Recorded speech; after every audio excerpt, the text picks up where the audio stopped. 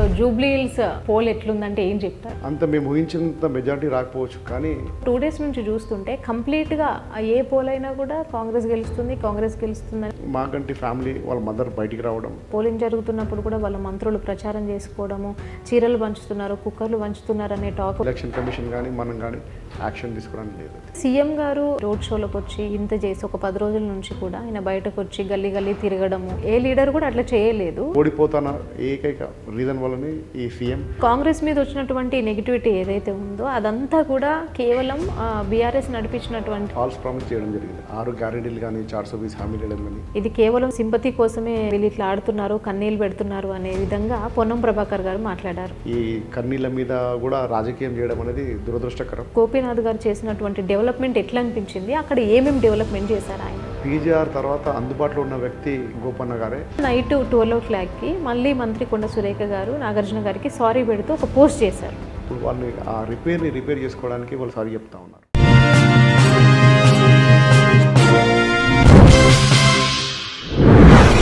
నమస్తే, welcome to social post. నేను Monica. ప్రస్తుతం మనతో సోమాజిగూడ ఎక్స్ కార్పొరేటర్ మహేష్ యాదవ్ గారు ఉన్నారు. ఆయనతో మాట్లాడదాం. సార్ నమస్కారం. సార్ నమస్తే అండి. ఎలా ఉన్నారు సార్? బాగున్నాను. So thank you so much. ఈ ప్రచారంలో నేను చూశాను, దాదాపు ఒక 1 month నుంచి చాలా బిజీగా ఉన్నారు, బట్ అయినా కూడా మాట్లాడడానికి వచ్చారు. Thank you so much. So Jubilee Hills poll ఎట్లుందంటే ఏం చెప్తారు? జూబ్లీ హిల్స్ పోల్స్ బాగానే ఉందండి. 3 days ఎలక్షన్కి బిఫోర్ కంటే కూడా 3 days సీనియర్ కొంచెం చేంజ్ అయింది, కానీ మొత్తానికి బాగానే ఉంది.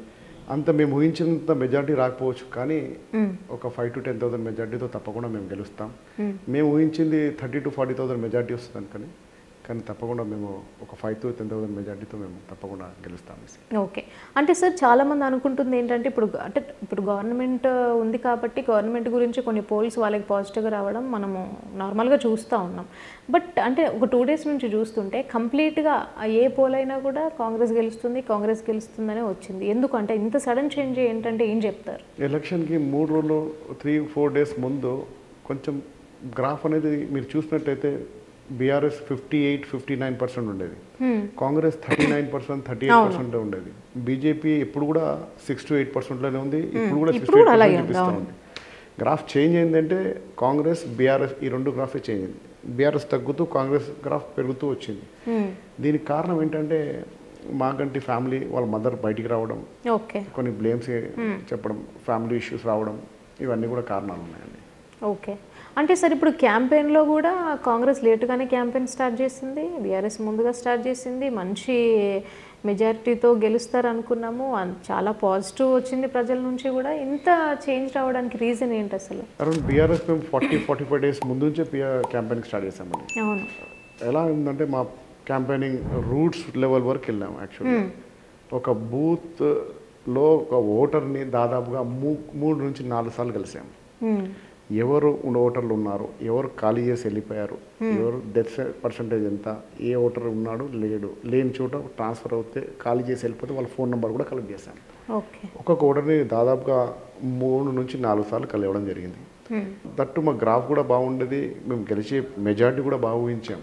కానీ ఎప్పుడైతే ఎలక్షన్స్ వచ్చిందో, గోపీనాథ్ గారు ఫ్యామిలీ డిస్ప్యూట్స్ ఎప్పుడు వచ్చాయో అప్పటి నుంచి గ్రాఫ్ డౌన్ అయింది. దట్టు ఈ 3 daysలో ఇప్పుడు కాంగ్రెస్ పార్టీ డబ్బులు పంచడమే కానీ, చీరలు పంచడమే కానీ, మందులు పంచడమే కానీ, రోజుకి ఒక డిఫరెంట్ దాంట్లో, దానివల్ల కూడా బై ఎలక్షన్ డేట్ రోజు వరకు, పోలింగ్ రోజు వరకు కూడా గ్రాఫ్ పెరుగుతూ వచ్చింది. మా బీఆర్ఎస్ తగ్గింది. అంటే సార్ ఇప్పుడు బేసిక్గా ఫ్యామిలీ అంటే చాలా సపోర్ట్గా ఉండాలి, దట్టు వాళ్ళ అత్తగారు ఎందుకు బయటకు వచ్చి ఏమో మీద నెగిటివ్ చెప్పాల్సి వచ్చింది అని అంటే మీరు ఏమైనా చెప్పగలుగుతారా సార్ దాని గురించి? అంటే ఫ్యామిలీ ఇష్యూలు ఎట్లుందంటే వాళ్ళు ఇంతకుముందు ప్రాపర్టీ ఇష్యూ, ఈ పొలిటికల్ ఇష్యూ ఏదైనా ఉండొచ్చండి. అది మేము ఎంతగా బ్రీఫ్గా చెప్పలేము, దాంట్లో ఇన్వాల్వ్మెంట్ మేము లేదు కాబట్టి ఫ్యామిలీ దగ్గర వాళ్ళు అది ఏం జరిగింది అనేది భగవంతుడికి తెలుసు, వాళ్ళకి తెలుసు. ఆ ఇష్యూలో మేము మాట్లాడదలుచుకోలేదు. ఫ్యామిలీ ప్రతి ఫ్యామిలీలో ఉంటాయి కాబట్టి ఈ ఫ్యామిలీ ఇష్యూలో మనకు అంతగా అవగాహన లేదు. ఓకే. అంటే సార్ నిన్న పోలింగ్ జరుగుతున్నప్పుడు కూడా వాళ్ళ మంత్రులు ప్రచారం చేసుకోవడము, చీరలు పంచుతున్నారు, కుక్కర్లు పంచుతున్నారు అనే టాక్ వచ్చింది. ఇది నిజమే అంటారా? నిజమే అండి. వాళ్ళు స్టార్టింగ్ ఒక 2 months బిఫోర్ కూడా బై ఎలక్షన్స్ ముందు దాదాపుగా ఒక 2 months ముందు కూడా వారు మిక్సీలు పంచారు. ఓకే. కొంతమంది మిక్సీలు పంచారు, తర్వాత చీరలు పంచారు. మొన్న ఎలక్షన్కి ఒక రోజు ముందు కూడా చీరలు పంచారు. అంటే దేవుళ్ళు మన పూజలో టెంపుల్ ప్రోగ్రామ్ ఏదో పెట్టేసుకొని స్వామివారికి ఒక కార్యక్రమం పెట్టుకొని ప్రతి ఇంటికి అందరి టోకన్స్ ఇచ్చి పిలిచి చీరలు దొత్తులు పంచారు, బట్టలు పంచండి. ఓకే, అంటే ఇప్పుడు పోలింగ్ జరుగుతున్నప్పుడు అలాంటివి అవి చేయవచ్చా సార్? అంటే ఇది లీగల్గా ఇది టెంపుల్ అంటే క్యాండిడేట్ పరంగా కాకుండా ఇది టెంపుల్ కార్యక్రమం లాగా జరపడం జరిగింది. ఓకే, అంటే టెంపుల్లో పంచుతున్నాం మేము, పోలింగ్ ఎలక్షన్ మూమెంట్లో కాదు. స్వామివారి కళ్యాణం అని చెప్పేసి పట్టు వస్త్రాలు పంచుతున్నాం అని చెప్పి అట్లా పంచడం జరిగింది. కాబట్టి దాని మీద ఎలక్షన్ కమిషన్ కానీ మనం కానీ యాక్షన్ తీసుకోవడానికి లేదు. ఓకే, ఎక్కడ కూడా క్యాండిడేట్ డిక్లరేషన్ ఎక్కడ కూడా లేదు. ఓకే, కానీ పంచింది మాత్రం వాళ్ళే, కాంగ్రెస్ పార్టీ వాళ్ళని అందరికీ తెలుసు, పంచిన వారికి తెలుసు, తీసుకున్న వారికి కూడా తెలుసు. అంటే వీళ్ళ మీద ఎలాంటి యాక్షన్ అలాంటివి ఏం తీసుకోలేదా? మొన్న చూసుకుంటే కౌశిక్ రెడ్డి గారిని కూడా అరెస్ట్ చేశారు. అంటే దానికి రీజన్ ఏమై ఉంటుంది? ఇప్పుడు పవర్ చేతిలో ఉంది, అరాచకాలు వాళ్ళు వన్ సైడ్ వార్ లాగా వాళ్ళ ఇష్టం ఎవరి మీద పడితే వాళ్ళ మీద కేసులు బుక్ చేస్తూ ఉన్నారు. కాబట్టి కౌశిక్ రెడ్డి గారి మీద కూడా కేసు బుక్ చేయడం జరిగింది. ఓకే సార్, అంటే సీఎం గారు అంటే ఈ రోడ్ షోలకు వచ్చి ఇంత చేసి ఒక 10 రోజుల నుంచి కూడా ఆయన బయటకు వచ్చి గల్లీ గల్లీ తిరగడము, అంటే ఇంతకుముందు ఏ లీడర్ కూడా అట్లా చేయలేదు ఈ బై ఎలక్షన్ మీద. సో ఈయన ప్రత్యేకంగా దృష్టి ఎందుకు పెట్టారనుకుంటున్నారు మీరు? ఓడిపోతానన్న భయంతోనే సీఎం గారు ప్రతి గల్లీకి ఒక మంత్రి లాగా ఇప్పుడు ఒక సీఎం హోదా గల మన వ్యక్తి ఇన్ని రోడ్ షోలు చేసిన అవసరం లేదు, ఇన్ని రోడ్ షోలు చేసిన రికార్డు కూడా లేదు.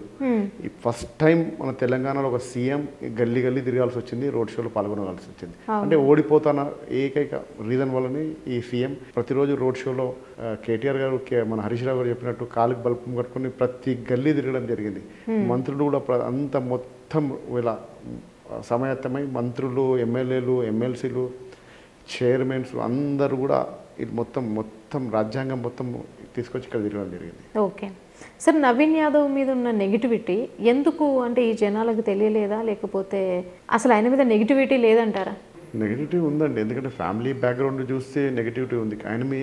ఆయన మీద ప్రభావం బాగానే ఉంది కొంతవరకు, కానీ ఫ్యామిలీ వాళ్ళ బ్రదర్ మీద కానీ, వాళ్ళ ఫాదర్ మీద కానీ, బ్రదర్ మీద కానీ, వాళ్ళ అనుచరుల మీద బాగున్నది, నెగిటివిటీ బాగున్నది. ఓకే సార్, అంటే ఈ జూబ్లీహిల్స్ ప్రజలకే కాకుండా రాష్ట్ర వ్యాప్తంగా ఉన్నటువంటి జనాలకి ఏం చెప్తారు మీరు? గతంలో మీరు చూసినట్టయితే కేసీఆర్ గారు చెప్పారు, ఒక మహిళ కూడా రోడ్డు మీదకి బిందె పట్టుకొని రావద్దు, వచ్చినట్టయితే నోటు అడగాన ఏకైక ముఖ్యమంత్రి దమ్మున్న ముఖ్యమంత్రి ఉన్నారంటే కేసీఆర్ గారే అండి. ఎందుకంటే world number 1 project Kaleshwaram project నిర్మించడం జరిగింది. తద్వారా తాగునీరు, సాగునీరు ఈ ప్రజలకు అందించడం జరిగింది. ఇటు రైతులకు సాగునీరు, ప్రజలకు తాగునీరు అందించడంలో సక్సెస్ఫుల్ అయిన మా యొక్క ముఖ్యమంత్రి కేసీఆర్ గారి ఘనతే ఈ యొక్క ఇంజనీరింగ్ ఘనత. అట్లాగే ఈరోజు కాంగ్రెస్ పార్టీ చూసుకున్నట్టయితే అనుభవం లేని పాలన జరుగుతూ ఉంది. ఒకసారి కూడా ఆయన మంత్రిత్వ శాఖలో ఏ మంత్రి కూడా కాలేని వ్యక్తి ఈరోజు ముఖ్యమంత్రి అయి రాష్ట్రాన్ని పరిపాలిస్తూ ఉన్నాడు. కాబట్టి అనుభవం లేని పాలన స్పష్టంగా కనబడతా ఉంది.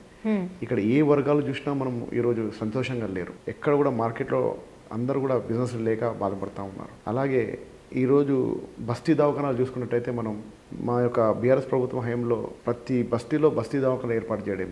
ఈరోజు ఒక్కొక్క బస్తీ దవాఖానలో 280 మెడిసిన్స్ ఉండేటివి. ఈరోజు మెడిసిన్స్ సరిగ్గా లేవు. ఉన్న వర్కర్స్, డాక్టర్స్, నర్సెస్ వాళ్ళ జీతాలు కూడా ఇవ్వలేని పరిస్థితి.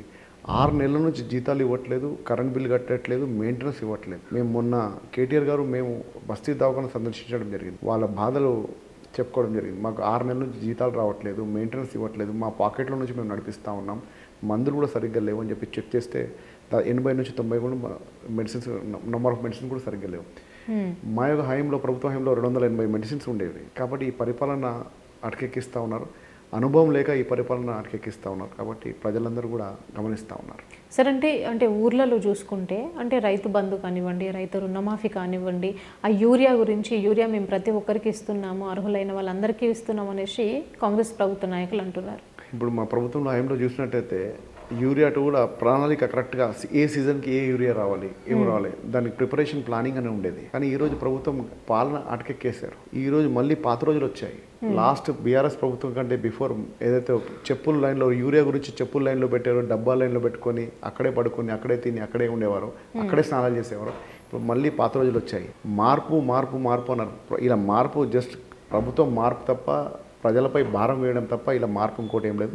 కానీ ఈరోజు మార్పు ప్రజలు కోరుకుంటా ఉన్నారు. మళ్ళీ మార్పు కాంగ్రెస్ నుంచి మళ్ళీ బీఆర్ఎస్ మార్పు, మళ్ళీ బీఆర్ఎస్ ప్రభుత్వం రావాలి, మాకు మళ్ళీ కేసీఆరే రావాలి, కేసీఆర్ గారే కావాలి అని రైతులు, ప్రజలు, రాష్ట్ర ప్రజలందరూ కూడా కోరుకుంటా ఉన్నారు. కాబట్టి ఈరోజు ప్రజలు కోరుకుంటా ఉన్నారు మార్పు. ఆ రోజు కాంగ్రెస్ పార్టీ మార్పు కోరుకొని ప్రభుత్వంలో కేవలం అబద్ధ హామీలు ఇచ్చి అధికారంలో రావడం జరిగింది. కానీ ఈరోజు ప్రజలు కోరుకుంటా ఉన్నారు మార్పు. మళ్ళీ కాంగ్రెస్ జరిగి తర్వాత బీఆర్ఎస్ ప్రభుత్వం రావాలి, మళ్ళీ మాకు కేసీఆరే కావాలి అని చెప్పి ప్రజలు కోరుకుంటా ఉన్నారు. ఓకే, అంటే ప్రస్తుతం చూసుకుంటే అంటే విద్యార్థులు కానివ్వండి, హాస్టల్స్ కానివ్వండి, ముఖ్యంగా గురుకుల హాస్టల్స్ గురించి మాట్లాడాలంటే ఏం మాట్లాడతారు సార్? ఆ పరిస్థితి ఎట్లుంది ఇప్పుడు? కేసీఆర్ గారు మా యొక్క ప్రభుత్వం హయాంలో ఒక ఐపీఎస్ ఆఫర్ని అపాయింట్ చేసేసి గురుకులాల మీద కేసీఆర్ గారి మనవడు ఏదైతే రైస్ తింటున్నాడో, అన్నం తింటున్నాడో అదే రైస్ గురుకులాల్లో అందించడం జరిగింది. కానీ ఈ రోజు పరిస్థితి ఎలా ఉందంటే గురుకులాల్లో ఒక మెయింటెనెన్స్ కూడా సరిగ్గా లేదు. ఎక్కడ చూసినా వాటర్ లీకేజెస్ కానీ, పురుగుల అన్నం తింటూ పిల్లలు అవస్థలు పడతా ఉన్నారు. రోడ్ల మీదకి వచ్చి స్ట్రైక్ చేసే పరిస్థితి ఏర్పడతా ఉంది. మొన్న ఐఐటి స్టూడెంట్స్ కూడా రోడ్డు మీదకి వచ్చి ధర్నా చేయడం జరిగింది. ఇప్పుడు ఏ హాస్టల్ చూసినా, ఏ గురుకులాలు చూసినా పాపం వాళ్ళకు పురుగు అన్నము, సరిగ్గా ఫుడ్ క్వాలిటీ లేకపోవడము, మెయింటెనెన్స్ లేకపోవడం చూస్తూ ఉన్నాము. సో ఫైనల్గా ఇక్కడ జూబ్లీహిల్స్లో ఏ పార్టీ గెలిచే అవకాశాలు ఉండొచ్చు? ఇప్పుడు కాంగ్రెస్ పార్టీ జూబ్లీహిల్స్ ఎలక్షన్లో పరిపాలన మొత్తం గాలికి వదిలేసి రాష్ట్రాంగం మొత్తం మంత్రులు, ముఖ్యమంత్రి, ఎమ్మెల్యేలు అంతా మొత్తం రాజ్యాంగం అందరూ కూడా జూబ్లీహిల్స్ వైపు పనిచేయడం జరిగింది. అయినప్పటికీ వీళ్ళు చీరలు పంచిన, మందు పంపిణీ చేసిన, డబ్బులు పంపిణీ చేసిన ప్రజలందరూ కూడా బీఆర్ఎస్ వైపే ఉన్నారు. ఎందుకంటే బీఆర్ఎస్ వైపే నమ్మకం ఉంది. వీళ్ళు ఇచ్చిన హామీలు కానీ, గ్యారెంటీలు కానీ నెరవేర్చలేదు కాబట్టి వీళ్ళ మీద నమ్మకం లేదు. కాబట్టి ప్రజలందరూ కూడా ఇప్పుడు వచ్చే ఈ రిజల్ట్ మా వైపే ఉంటుందని ఒక మెజార్టీతో, మేము ఒక 5 నుంచి 10,000 మెజార్టీతో గెలుస్తామని ధీమా వ్యక్తం చేస్తాం. గవర్నమెంట్ ఎట్లున్నది ఇప్పుడు? కాంగ్రెస్ వచ్చి కూడా 23-22 నెలలు అవుతుంది. ఆ కాంగ్రెస్ ప్రభుత్వం ఎట్లుందంటే ఏం చెప్తారు మీరు? కేవలం ఈ కాంగ్రెస్ ప్రభుత్వంలో అధికారంలో రావడానికే ఇక ఫాల్స్ ప్రామిస్ చేయడం జరిగింది. 6 గ్యారెంటీలు కానీ, 420 హామీలు వేయడం కానీ ప్రజలు కూడా గమనిస్తూ ఉన్నారు. ఎందుకంటే ఈ యొక్క ప్రభుత్వం అధికారంలో రావడానికే మమ్మల్ని మోసపూరితమైన హామీలు ఇవ్వడం జరిగింది. ప్రజలు మోసపోయామని గ్రహించారు. కాబట్టే ఈరోజు బీఆర్ఎస్ వైపు ప్రజలందరూ చూస్తూ ఉన్నారు. ఎలక్షన్ వైపు ఈరోజు మొగ్గు చూపుతా ఉన్నారు, బీఆర్ఎస్ వైపు మొగ్గు చూపుతా ఉన్నారు. ఓకే, అంటే సార్ కాంగ్రెస్ మీద వచ్చినటువంటి నెగిటివిటీ ఏదైతే ఉందో అదంతా కూడా కేవలం బీఆర్ఎస్ నడిపించినటువంటి డ్రామా, ప్రతి ఒక్కరికి కూడా రేవంత్ రెడ్డి ఇచ్చినటువంటి సంక్షేమ పథకాలు ప్రతి ఇంటికి అందాయి అనేసి కాంగ్రెస్ నాయకులు చెప్తున్నారు. నిజమేనా? ప్రజలు ఇప్పుడు చూస్తూ ఉన్నారు మ్యామ్. లాస్ట్ మన జనరల్ 2023 ఎలక్షన్లో వాళ్ళు 6 గ్యారెంటీస్ 420 హామీలు ఇవ్వడం జరిగింది. ప్రతి మహిళకి అధికారంలో వచ్చిన తర్వాత ప్రతి మహిళకి 2,500 రూపాయలు మహిళా సాధికారత కింద ఇస్తామని చెప్పారు. దాదాపు 2 సంవత్సరాలు గడుస్తున్నా ఈరోజు ఒక్క మహిళకు కూడా ఈ యొక్క పథకాన్ని అమలు చేయలేదు. దాదాపు 2 సంవత్సరాల్లో ఒక్కొక్క మహిళకి 2,500 చొప్పున చూసుకుంటే 2 సంవత్సరాలకి 60,000 బాకీ ఉన్నారు. అంటే 60,000 బాకీ ఉన్నారు. అలాగే వృద్ధులకి 4,000 రూపాయలు పెన్షన్ ఇస్తా అన్నారు, అది ఇవ్వలేదు. దివ్యాంగులకు 6,000 రూపాయలు పెన్షన్ ఇస్తారు, అది ఇవ్వలేదు. మహిళా విద్యార్థినులకి ఎలక్ట్రిక్ స్కూటీ ఇస్తున్నారు, అది ఇవ్వలేదు. షాదీ ముబారక్ కళ్యాణ లక్ష్మి మేము 1,16,000 ఇస్తే దాంతోపాటు తులం బంగారం ఇస్తా ఉన్నారు. అధికారంలో వచ్చిన 2 ఇయర్స్ అయినా ఇప్పటివరకు అది కూడా ఇవ్వలేదు. నిరుద్యోగ యువతకి మేము అధికారంలో రాగానే జాబ్ క్యాలెండర్ ఇస్తా అన్నారు. 100 రోజుల లోపల 2 లక్షల జాబ్ క్యాలెండర్ ఇస్తున్నారు. ఇప్పటివరకు కూడా 2 సంవత్సరాలు గడుస్తున్న జాబ్ క్యాలెండర్ కూడా ఇవ్వలేదు. కాబట్టి ప్రజలందరూ గమనిస్తూ ఉన్నారు. వీళ్ళు ఒక్క వర్గాన్ని కాదు, ఇటు మహిళలని, వృద్ధులని, దివ్యాంగులని, యువకులని, విద్యార్థులని, అన్ని వర్గాల ప్రజలను మోసం చేసిన పార్టీ ఏదైనా ఉందంటే కాంగ్రెస్ పార్టీ. కాంగ్రెస్ పార్టీ అంటే మోసం అంటే కాంగ్రెస్ పార్టీ అని మరోసారి నిరూపితం అయిపోయింది. కాబట్టి ఈరోజు కాంగ్రెస్ పార్టీని ప్రజలు నమ్మట్లేదు. ఈ జూబ్లీహిల్స్లో కూడా జరిగింది ఏంటంటే అమ్మా, మెయిన్ ఎక్కడైతే రేవంత్ రెడ్డి గారు వచ్చి ప్రచారం చేస్తూ ఉన్నారో అక్కడ గ్రాఫ్ పడిపోతుందన్న భయం క్యాండిడేట్ కూడా అనిపించింది. కాబట్టి చెప్పలేని పరిస్థితి. క్యాండిడేట్ కూడా మీరు రాకు బాబు అని చెప్పలేని పరిస్థితి. తను వచ్చి గెలిపించుకుంటా అంటున్నాడు కానీ యాక్చువల్గా అది నెగిటివ్ అవుతా ఉన్నది. కొన్ని సందర్భాల్లో కొన్ని చోట్ల రేవంత్ రెడ్డి ఫోటో కూడా తీసేసే పరిస్థితి కూడా ఏర్పడింది. అది కూడా ప్రజలు గమనించారు. తీసి సర్వే కూడా చేయడం జరిగింది. పెట్టి సర్వే చేసినప్పుడు వాళ్ళు సర్వే చేయించుకున్నప్పుడు కూడా తీసినప్పుడు కూడా సర్వే బాగుంది. కాబట్టి కొన్ని సందర్భాల్లో సీఎం గారు ప్రచారం చేయడమే అది మైనస్గా అయింది. ఓకే సార్, ఇప్పుడు వాళ్ళు ఇచ్చినటువంటి గ్యారంటీల గురించి మాట్లాడితే మేము అధికారంలోకి వచ్చిన సంవత్సరం లోపే మేము ఖచ్చితంగా 6 గ్యారంటీలు అనేవి అమలు చేస్తాం. ఇప్పుడు మీరు అన్నట్టుగా ఇప్పుడు జాబ్ క్యాలెండర్ గురించి మాట్లాడితే నిరుద్యోగుల సంఖ్య ఎక్కువ. ఎందుకంటే కాంగ్రెస్ గెలవడానికి వాళ్ళు కూడా ఒక పార్ట్, నిరుద్యోగులందరూ ఒప్పించి తల్లిదండ్రులు ఒప్పించి ఓటిప్పించారు. అవును. సో ఇప్పుడు మొన్న కూడా ఒకటి కాంగ్రెస్ నిరుద్యోగ బాకీ కార్డ్ అని ఒక పోస్టర్ ఆవిష్కరించారు.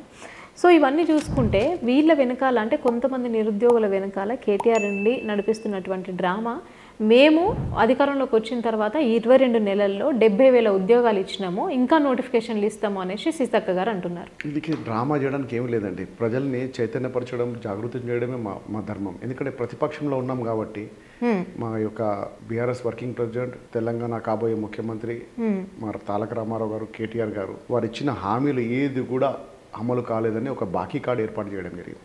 ఆ బాకీ కార్డుని మా యొక్క కార్యకర్తలందరూ కూడా ఇంటింటికి సక్సెస్ఫుల్గా తీసుకోవడం తెలియదు. ప్రతి ఇంటికి చేర్చడం జరిగింది. మేము చేర్చేటప్పుడు కూడా, మేము ఇంటికి వెళ్ళి ప్రచారం చేస్తున్నప్పుడు కూడా ఆ బాకీ కార్డు షో చేస్తేనే వాళ్ళు ముందే చెప్తున్నారు, ఈ కార్డులో మేము నిజంగా మోసపోయాం, మాకు ఇది తెలుసు. మహిళలు చెప్తా ఉన్నారు, మాకు ఇస్తాన 2,500 రూపాయలు ఇవ్వలేదు, ఈ కాంగ్రెస్ పార్టీ మాకు మోసం చేసిందని మహిళలు చెప్తా ఉన్నారు. ఇటు వృద్ధులు చెప్తా ఉన్నారు, మాకు 4,000 రూపాయలు పెన్షన్ ఇస్తా అన్నారు, మాకు ఇంకా ఇవ్వలేదు, ఈ కాంగ్రెస్ పార్టీ మాకు మోసం చేసిందని. అలాగే ఒక్కొక్క ఇంట్లో చూస్తే 2, 3 నిరుద్యోగులు ఉన్నారు. యువత అడుగుతూ ఉన్నది, మాకు ఈ పార్టీ ప్రభుత్వంలో వచ్చిన తర్వాత, అధికారంలో వచ్చిన తర్వాత మాకు 2 లక్షల జాబ్ క్యాలెండర్ ఇస్తా అన్నారు, మాకు ఇవ్వలేదు అని. సో ప్రతి వర్గాన్ని మోసం చేసిన పార్టీ ఏదైనా ఉందంటే కాంగ్రెస్ పార్టీ. ఓకే, అంటే గత బీఆర్ఎస్ ప్రభుత్వంలో రేషన్ కార్డులు రాలేదు, సన్నబియ్యం ఇవ్వలేదు, మేము కాంగ్రెస్ ప్రభుత్వం అధికారంలోకి వచ్చిన తర్వాత సన్నబియ్యం ఇస్తున్నాము, రేషన్ కార్డులు ఇస్తున్నాము అనేసి కాంగ్రెస్ నాయకులు చెప్తున్నారు. వీళ్ళు ఇచ్చిన సన్న బియ్యం కంటే మేము ఇచ్చిన రెగ్యులర్ బియ్యమే చాలా బాగుండేదమ్మా. ఎందుకంటే ఈ సన్న బియ్యం అంటున్నారు కానీ అన్ని పురుగుపట్టిన బియ్యం, అవి బియ్యం. కేసీఆర్ గారు, కేటీఆర్ గారు ఆ రోజు ప్రచారంలో కూడా చెప్పారు, మేము ఏదైతే బియ్యం తింటున్నామో అదే బియ్యం ఇస్తున్నాం అని చెప్పేసి అంత క్లియర్గా చెప్పడం జరిగింది. ఈ సన్న బియ్యం అనే ఇంకోటి చెప్పడం తప్పింది కానీ ఈ ఆచరణలో మాత్రం ఎక్కడ కూడా నోచుకోలేదు. ఈ సన్న బియ్యం వాళ్ళు మామూలుగా పురుగు పట్టిన బియ్యం ఇచ్చారు. ఎక్కడ కూడా అసలు ఏ హాస్టల్లో చూసినా సరిగ్గా మెయింటెనెన్స్ లేదు. సార్, కాంగ్రెస్ ప్రభుత్వం వచ్చిన వెంటనే హైడ్రా మీద పడింది. సో హైడ్రా వల్ల నష్టపోయిన జనాల సంఖ్య ఎక్కువగా ఉంది ఇక్కడ మనకి చూసుకుంటే. సో వాళ్ళ ఒపీనియన్ ఎలా ఉంటుందని మీరు అనుకుంటున్నారు? ఇప్పుడు వాళ్ళ ఒపీనియన్ కంటే కూడా ఇప్పుడు ఈ ఎలక్షన్లో జరిగిన ఎలక్షన్లో ప్రజలు ఎలా ఫీల్ అయ్యారంటే ఒక బుల్డోజర్కి కార్కి జరుగుతున్న ఎలక్షన్ లాగా ఫీల్ అయ్యారు. ఎందుకంటే రేపు ఇక్కడ మేము జూబ్లీస్లో కాంగ్రెస్ పార్టీకి ఓటేస్తే ఈ బుల్డోజర్ రేపు మా ఇల్లు కులగొడుతుంది అన్న భయం వాళ్ళ ప్రజల్లో మొదలైంది. కాబట్టి ఈ బుల్డోజర్కి వ్యతిరేకంగా ఓటేయాలని ప్రజలు నిర్ణయించుకున్నారు. కాబట్టి బీఆర్ఎస్ వైపు మొగ్గు చూపడం జరిగింది ప్రజలు. అందుకే ఎక్కడ ఏ సర్వే తీసుకున్నా సర్వేలో టాప్ మంచి మెజారిటీతో బీఆర్ఎస్ పార్టీ గెలుస్తుందని ఏ సర్వే తీసినా, ఏ పార్టీ సర్వే తీసుకున్నా అన్ని సర్వేలో కూడా బీఆర్ఎస్ పార్టీ ఆధిక్యంలో ఉండేది. బీఆర్ఎస్ గవర్నమెంట్లో బీసీలకు అన్యాయం చేశాడు కేసీఆర్. మా గవర్నమెంట్ వచ్చిన తర్వాత 42 రిజర్వేషన్ మేము ఖచ్చితంగా చేస్తాము, బీసీలకు న్యాయం చేస్తామని రేవంత్ రెడ్డి అంటున్నారు. చేస్తారా? చేసే అవకాశాలు ఉండొచ్చు అంటారా? ఇది ఓన్లీ మాటలకే ఈ ముఖ్యమంత్రి చేసిన పాలన. ఎందుకంటే ఈ బీసీలకు రిజర్వేషన్ 42% ఇస్తా అని చెప్పి తర్వాత మళ్ళీ కోర్టులో కేసు పెండింగ్ పెట్టి నోటిఫికేషన్ ఇచ్చి మళ్ళీ కోర్టులో కేసు పెండింగ్ ఉండడం జరిగింది. కాబట్టి ఓన్లీ ప్రజలని మరోసారి మోసం చేయడంలో ఇది ఒక భాగమే. సార్, అజారుద్దీన్ గారికి మంత్రి పదవి ఇవ్వడం ఏ విధంగా చూడొచ్చు? ఎట్లా అనిపిస్తుంది మీకు? మీరు గమనించినట్టయితే స్టార్టింగ్ డే 1 నుంచి కూడా జూబ్లీస్ సీట్ని ఏ విధంగా గెలవాలి అన్న ఉద్దేశంలోనే చూస్తూ ఉన్నారు. ప్రతిరోజు వాళ్ళు సర్వేలు జరుపుకుంటూ ఉన్నారు. ఒక టైంలో ఎలా వచ్చిందంటే మైనార్టీలు మొత్తం వ్యతిరేకించారు కాంగ్రెస్ పార్టీని. ఎందుకంటే జూబ్లీస్ అభ్యర్థి అజరుద్దీన్ గారికి ఎమ్మెల్యే పదవి కూడా ఇవ్వలేదు, దట్టు మంత్రి పదవి కూడా చాక్లెట్ ఇచ్చారు. బకరా బనాకే చాక్లెట్ దియా అనే ఒక నినాదం వాళ్ళే మాట్లాడుకుంటా ఉన్నారు. ఎందుకంటే ఈ కాంగ్రెస్ ఎట్లా ఉందంటే ముస్లిమ్స్కి ఎక్కడ కూడా ఎమ్మెల్సీలో స్థానం కల్పించలేదు, మంత్రిత్వంలో కూడా ఎక్కడ ఒక మంత్రి పదవి కూడా ఇవ్వలేదు. కాబట్టి ముస్లిం వ్యతిరేకంగానే కాంగ్రెస్ పార్టీ ఉందని వాళ్ళు భావిస్తూ ఉన్నారు. దట్టు మన ముస్లిమ్స్కు కూడా ఒక సీఎం గారు స్టేట్మెంట్ ఇవ్వడం జరిగింది, ఎక్కడైతే మేము కాంగ్రెస్ పార్టీ ఉందో అక్కడే ముస్లిమ్స్ ఉన్నారు, ముస్లింకి సపోర్ట్ ఉంటుంది, మిగతా చోట ముస్లిమ్స్ లేరు, కాంగ్రెస్ వాళ్ళని ముస్లిం ఉంది, ముస్లిం వాళ్ళని కాంగ్రెస్ ఉందని స్టేట్మెంట్. అంటే ఒక సీఎం పొజిషన్లో ఉన్నటువంటి ఒక వ్యక్తి ఆ విధంగా మాట్లాడడం ఏ విధంగా అనిపించింది? అంటే కాంగ్రెస్ అంటేనే ముస్లిమ్స్, ముస్లిమ్స్ అంటేనే కాంగ్రెస్ అంటే అది అంటే ఏం చెప్తున్నట్టు ఆయన? అంటే కాంగ్రెస్ మీదనే ఆధారపడి ఉన్నారు ముస్లిం కాంగ్రెస్ పార్టీ ఉన్న చోటనే ముస్లిమ్స్ బాగున్నారు అన్న చెప్పే ఉద్దేశంతోనే అలా చెప్పడం జరిగింది ఆయన. కానీ అది వాస్తవం కాదు. ఎందుకంటే కాంగ్రెస్ ముస్లిమ్స్ ముందు నుంచి ఉన్నారు, తర్వాత కాంగ్రెస్ పార్టీ వచ్చి 60-70 ఏళ్ళు అవుతుంది, ముస్లిమ్స్ ఎప్పటి నుంచో ఉన్నారు. అంటే మిగతా మతాల వాళ్ళని ఏమన్నట్టు రేవంత్ రెడ్డి గారు?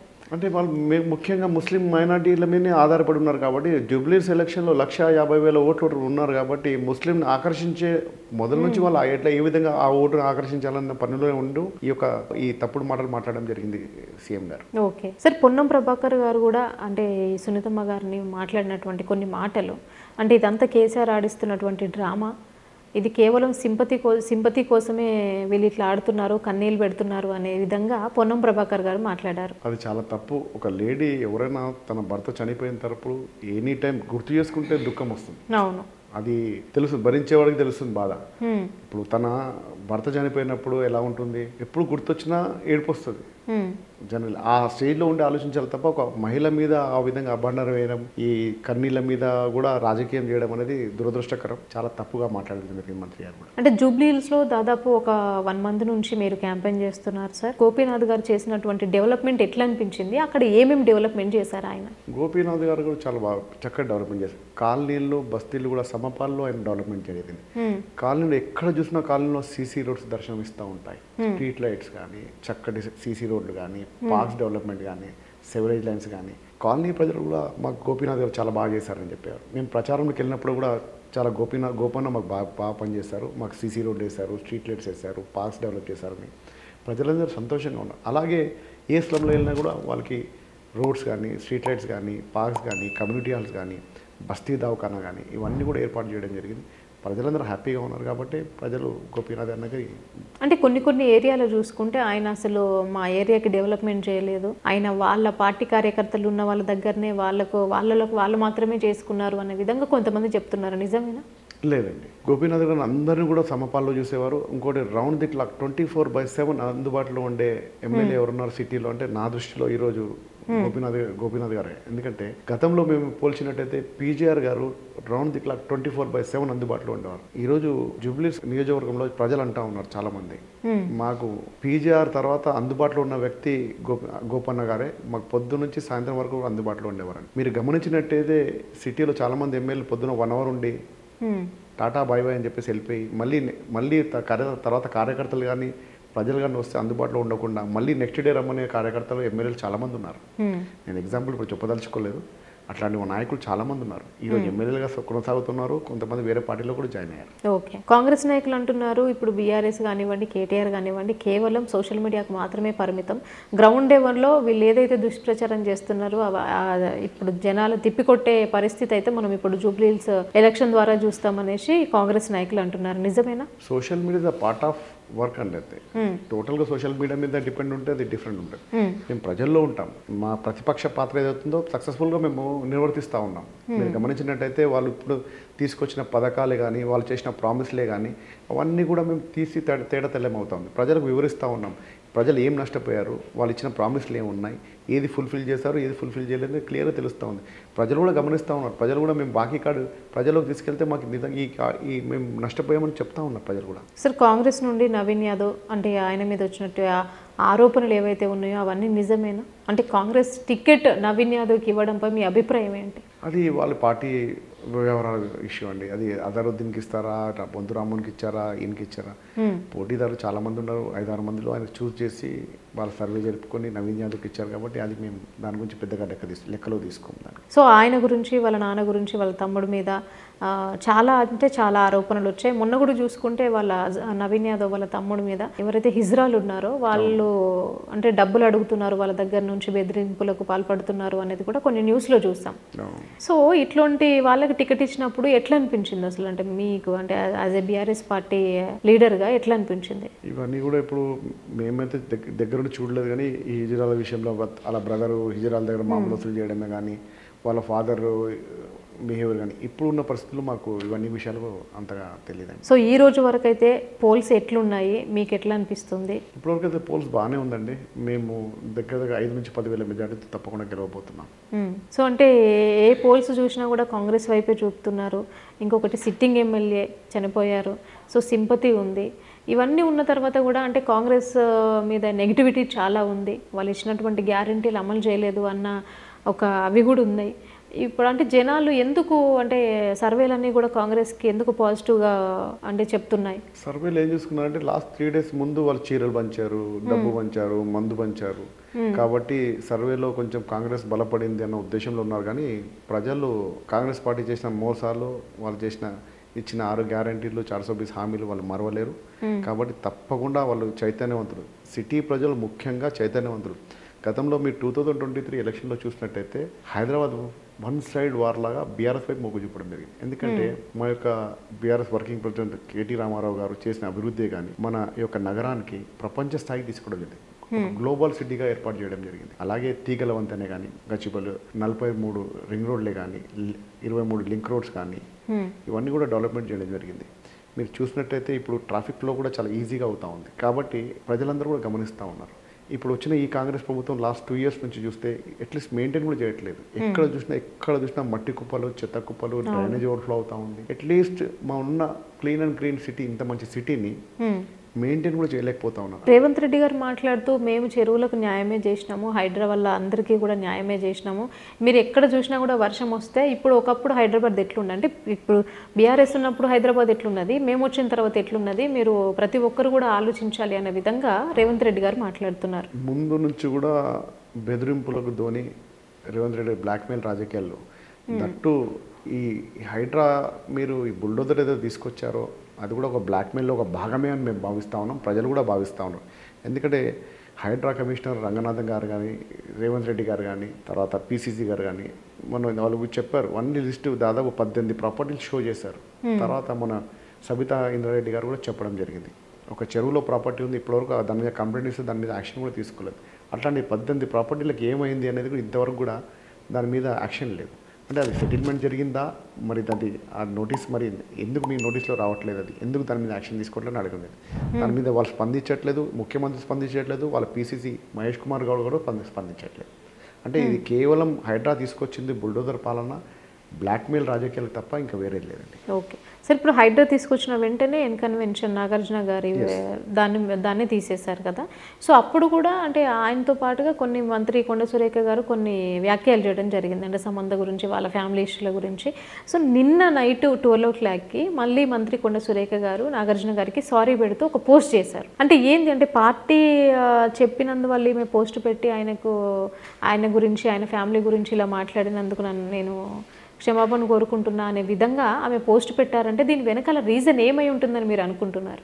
ఎందుకంటే పార్టీ సినీ ఫీల్డ్ అందరూ కూడా క్షమించారు. ఇప్పుడు నాగార్జున ఎన్కన్వెన్షన్లో కూర్చోవడం జరిగింది. అవును, అది ఒక పగబట్టి ఒక రివెంజ్ తీసుకోవడం జరిగింది. కాబట్టి సినీ డైరెక్టర్ కానీ, ప్రొడ్యూసర్ కానీ, సినీ పరిశ్రమ మొత్తం కూడా కాంగ్రెస్కి వ్యతిరేకంగా ఓటేసింది ఇప్పుడు. కాబట్టి ఇప్పుడు వాళ్ళని ఆ రిపేర్ చేసుకోవడానికి వాళ్ళు సారీ చెప్తా ఉన్నారు. సో 10 సంవత్సరాల బీఆర్ఎస్ పాలన ఎట్లున్నది, కాంగ్రెస్ వచ్చిన తర్వాత ఎట్లున్నది అంటే ఫైనల్గా ఏం చెప్తారు సార్? మీరు గమనించినట్టయితే బీఆర్ఎస్ రాకముందుకు మన హైదరాబాద్ సిటీలో తాగునీటి సమస్య, కరెంటు సమస్య, ప్రతి ఇంట్లో జనరేటర్లు, ఇన్వర్టర్లు పెట్టుకొని పవర్ హాలిడేస్ ఉండేది. అలాగే పవర్ హాలిడేస్తో పాటు వాటర్ సమస్య కూడా చాలా ఉండేది. కాబట్టి సిటీలో మనం ముఖ్యంగా 24 hours పవర్ ఇవ్వడం జరిగింది. అలాగే నీరు, డ్రింకింగ్ వాటర్ కూడా 24 hours ప్రణాళిక ఏర్పాటు చేయడం జరిగింది. ఇవన్నీ కూడా సిటీ కూడా క్లీన్ చేయడం జరిగింది. క్లీన్ అండ్ నీట్ సిటీ కూడా ఏర్పాటు చేయడం జరిగింది. ఇప్పుడు మనం హైటెక్ సిటీ తీగల వంతెనే కానీ, 43 కొత్త లింక్ రోడ్స్ కానీ, కొన్ని 42 ఫ్లైఓవర్స్, 23 లింక్ రోడ్స్ కూడా ఏర్పాటు చేయడం జరిగింది. కేబీఆర్ పార్క్ చుట్టూ చూస్తే మనం యాక్చువల్గా ప్రణాళిక కూడా ఏర్పాటు చేయడం జరిగింది. కేటీఆర్ గారు ప్రణాళిక ఏర్పాటు చేసి మొత్తం ఎస్టిమేషన్ ఎవ్రీథింగ్ అన్ని రెడీ చేసి పెట్టిన తర్వాత ఆ రోడ్డు కూడా ఇంప్లిమెంట్ చేయలేకపోయారు. ఈ 2 yearsలో వాళ్ళు బడ్జెట్ లేక రోడ్డు కూడా ఇంప్లిమెంట్ చేయలేకపోయారు. ఉన్న ప్రణాళికలను కూడా ఇంప్లిమెంట్ చేయలేకపోతున్నారు, ఉన్న దాన్ని కూడా మెయింటైన్ చేయలేకపోతున్నారు ఈ కాంగ్రెస్ పార్టీ. ఓకే, సో ఫైనల్గా జూబ్లీహిల్స్ ప్రజలకి ఏం చెప్తారు? జూబ్లీహిల్స్ ప్రజలకి, సిటీ ప్రజలకి జూబ్లీహిల్స్ ప్రజలకు ఒకటే చెప్తా ఉన్నాను. ఎందుకంటే డెవలప్మెంట్ అంటేనే బీఆర్ఎస్ అంటేనే డెవలప్మెంట్. మనం డెవలప్మెంట్ అవ్వాలి, మనం ఫ్యూచర్ మనం డెవలప్మెంట్ ఉండాలి, నీట్గా క్లీన్ మన సిటీని కాపాడుకోవాలి, రాష్ట్రాన్ని కాపాడుకోవాలంటే బీఆర్ఎస్ వైపే ఉండాలి. ప్రజలందరూ కూడా బీఆర్ఎస్ వైపు ఓటేసి బీఆర్ఎస్కి మద్దతు తెలిపినప్పుడే మనం మళ్ళీ పాత రోజులు వస్తాయి. అప్పుడు ఎట్లా ఉండే తెలంగాణ, ఇప్పుడు ఎట్లుండే తెలంగాణ ప్రజలు కూడా గమనిస్తూ ఉన్నారు. ఆ 10 yearsలో సువర్ణ పాలన కేసీఆర్ గారి హయాంలో, కేటీఆర్ గారి నాయకత్వంలో మన తెలంగాణ 10 years సువర్ణ పరిపాలన అందించడం జరిగింది. ఇప్పుడు ఈ 2 years అయితే జనాలు చెప్తా ఉన్నారు రాక్షస పాలన జరుగుతూ ఉంది. లాస్ట్ 10 years సువర్ణ పరిపాలన ఉండేది, ఈ 2 years రాక్షస పరిపాలన జరుగుతూ ఉంది. ఏ బిజినెస్ కానీ ఏది కూడా రన్ అవ్వట్లేదు. మనీ ఇన్ ద బిజినెస్ అంటారు, మార్కెట్లో ఎక్కడ కూడా డబ్బులు లేవు, ఇక్కడ ఒక బిజినెస్ కూడా రన్ అవ్వట్లేదు. కొనుగోలు శక్తి, ప్రజల కొనుగోలు శక్తి క్షీణించిపోయింది. ఈరోజు జేబులో డబ్బులు ఉండట్లేదు ఎవరికి కూడా, అన్ని అప్పుల పాలైపోయి వడ్డీలు కట్టుకుంటా ఉన్నారు. ఫ్యామిలీలో ఒక కూతురు పెళ్లి చేద్దామంటే కూడా మార్కెట్లో డబ్బులు, ఇవాళ పొలం కానీ ఆస్తి కానీ అమ్ముకోలేని పరిస్థితిలో ఉన్నది. కొనుగోలు శక్తి క్షీణించిపోయింది. Okay, thank you so much sir. బిజీగా ఉన్నా కూడా ఇంటర్వ్యూ అడగగానే ఇచ్చారు. సో ఈ 2 daysలో ఇంకా ఎన్ని మార్పులు జరుగుతాయో చూద్దాం sir. Thank you so much.